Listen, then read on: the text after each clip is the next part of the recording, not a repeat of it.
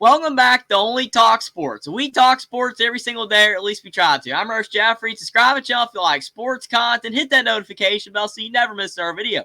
After the first wave of bowl games on December 16th, you've got one bowl game on December 18th on ESPN at 2:30 in the afternoon. It's the Famous Toastery Bowl, which is a new bowl game between the Western Kentucky Hilltoppers and the Old Dominion Monarchs. Western Kentucky 7-5. Old Dominion is 6-6.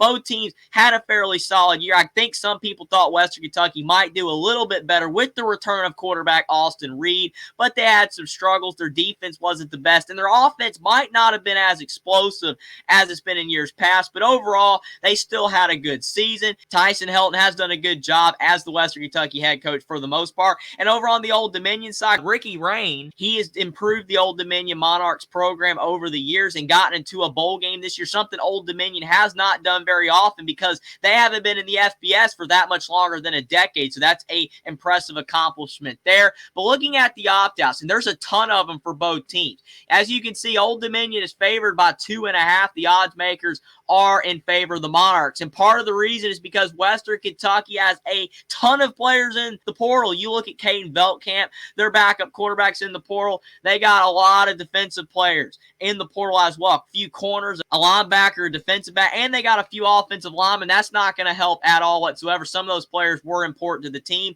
And Old Dominion, they've got 5 players in the portal themselves, 2 wide receivers, a punter, a linebacker, and a safety. So it's going to be interesting to see how both teams navigate that. Western Kentucky, they were favored when the line opened as a 1-point favorite, but now that they have all those players in the portal, they're down a 2.5-point underdog. But Austin Reed, their starting quarterback, he has not said that he's not playing in this game. Last year, he actually said he wasn't because he was in the transfer portal, but then he came back to Western Kentucky for his final season, and then that helped Western Kentucky win last year's bowl game. So whether he plays or not is going to be very important to whether Western Kentucky wins, because look at his stats. He threw for 3,340 yards, 31 touchdowns, and 11 interceptions. He was 289 of 470 passing. So his stats were nowhere near as impressive as Bailey Zappe's were at Western Kentucky, or even his own stats last year, but he still had a good season, and he might get a look as an NFL quarterback. So it probably would do him good to play in this bowl game to help out potentially his draft stock. Then running back Elijah Young, he only had 460 yards and 3 touchdowns for Western Kentucky, so you definitely could tell that the Hilltoppers don't run the ball that much. Then you had Malachi Corley with 958 yards and 11 touchdowns to lead all the receivers for Western Kentucky. He's playing in this bowl game, so that definitely helps out Western Kentucky's offense. Over on the Old Dominion side, though, Grant Wilson, he only had 2,026 yards, 16 touchdowns, and 7 picks on 165 of 290 passing. So definitely Old Dominion not as explosive as an offense. They do have a bit more of a ground game with Kadarius Callaway, 594 yards and 4 touchdowns. And then you had Romello Murphy, 495 yards and 3 touchdowns to lead all receivers for Old Dominion. Definitely Western Kentucky's offense is more explosive, but Old Dominion has a little bit better of a defense. Then you look at the FPI predictor. They give Western Kentucky a 60.2% chance to win and Old Dominion a 39.8% chance to win. So the FBI predictor is on the Hilltopper side, unlike the betting odds. Looking at what Western Kentucky has done this season, they started out with a win over South Florida, which actually was a fairly good win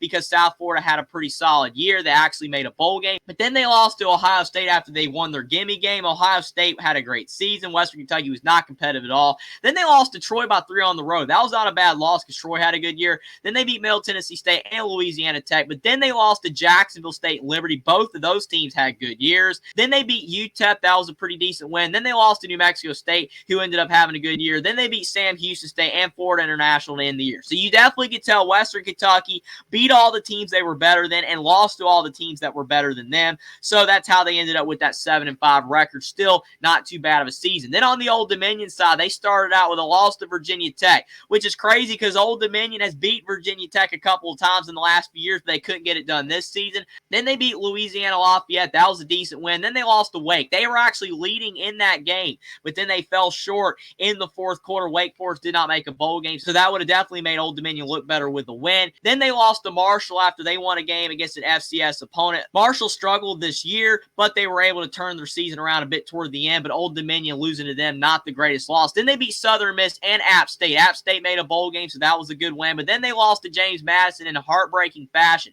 They were almost able to beat the Dukes, who ended up having an 11-1 year, and they were one of the best group of 5 teams this season, but just couldn't get it done. Then they lost to Coastal Carolina in agonizingly close fashion as well. Then they lost to Liberty, who had a good year. Then they squeaked out wins against Georgia Southern and Georgia State to find a way to end up making a bowl game at 6-6. But looking at Old Dominion, though, they did not play as well as Western Kentucky did against most of their opponents this season. Their offense isn't as good, but their defense is going to be the key in this game. If they can slow down Austin Reed, they'll have a really good shot to win this game, especially with Western Kentucky having a few offensive linemen out and with Western Kentucky having a lot of defensive players out. That might help out Old Dominion be able to get more going on the offense. But if Austin Reed plays well and he can throw for around 350 to 400 yards, that will definitely help out the Hilltoppers win. Western Kentucky's offense versus Old Dominion's defense is going to be the big matchup to watch in this game. But me and WillND, we try to break down this bowl game and whether we believe that Western Kentucky can win with all the opt-outs that they have, but still having Austin Reed definitely still gives them a shot to win. Or do we think that Old Dominion, with less opt-outs and a better defense, can they find a way to get their 7th win of the year and knock off the Western Kentucky Hilltoppers in the Famous Toastery Bowl? All right, now we got on Monday. Look at this bowl game, the Famous Toastery Bowl. What the heck is that? Famous Toastery Bowl. Like, all these names are new. Like, I thought the Jimmy Kimmel Bowl was crazy. This one's in Charlotte, North Carolina. It's new. It's new. It's a new bowl game. Wait, the Jimmy Kimmel LA Bowl, so it's gone. Stark O'Brien, Jimmy Kimmel. The Jimmy Kimmel LA Bowl's gone. Oh, no. Oh, man. These names keep changing, man. I mean, look, Radiance Technologies Independence Bowl, and then you've got Famous Toastery Bowl. These names are insane. Absolutely insane. You've got Western Kentucky 7-5, Old Dominion 6-6. Old Dominion's actually favored by 2.5.